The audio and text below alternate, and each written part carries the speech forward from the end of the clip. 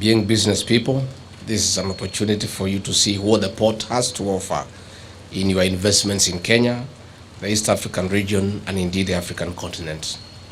Over the past decade, the government of Kenya, through public and private partnership, engagements with the development partners and governments, has expanded the port of Mombasa to accommodate more and bigger vessels, delivering thousands of containers annually.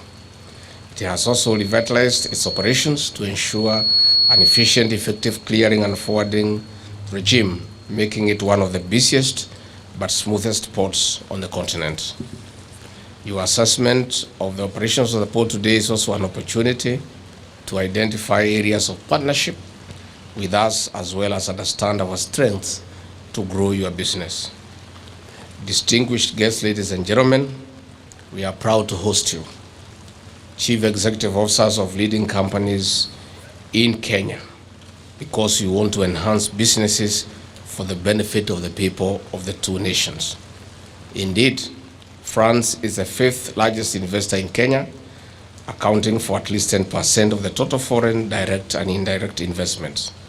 With more than 130 French companies in the goods and services sectors, hundreds of our young men and women have jobs. This is a direct benefit to our economy. Distinguished guests, ladies and gentlemen, Kenya is France's leading trading partner in the East African region. For instance, in the year 2021, we exported goods worth $90 million to Paris, which was a rise from $87.03 million in the year 2020. On the other hand, we imported goods valued at $205 million in the same period. And clearly you can see there is trade imbalance, which your visit here this afternoon seeks to address. Under the Kenya Kwanza plan of transforming the country, we are working on reforms in some key sectors, including coffee and tea. Our ambassadors and heads of missions across the world have been tasked to market our products as well as seek new markets and investments, and France is no exception, and indeed the wider European Union and international market. With tea and coffee being our leading agricultural export, ongoing reforms will result into more production. As external markets for Kenyan productions grow, there will be more demand for service from CMA CGM, a shipping company that has a firm establishment in Kenya. With more than 584 vessels docking in 420 ports in 160 countries across the globe, it will surely be one of the biggest logistical partners linking Kenyan farmers and producers to consumers in France and elsewhere in the world. Your Excellency the Ambassador, distinguished guests, ladies and gentlemen, on May 30th, 2019, Africa opened a new chapter in trade following the coming into force of the African Continental Free Trade Area Agreement. The first transaction under the Trade Pact took place in January 2021. This pact exposes Kenya to a market of over 1.3 billion people on the continent.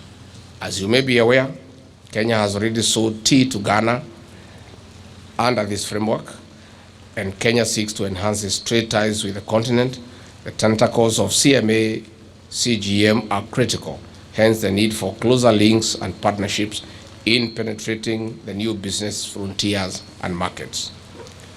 Your Excellency the Ambassador, distinguished guests, ladies and gentlemen, over the last decade, Kenya has rapidly developed or improved its transport infrastructure to ease movement of people, goods and services within the country and beyond.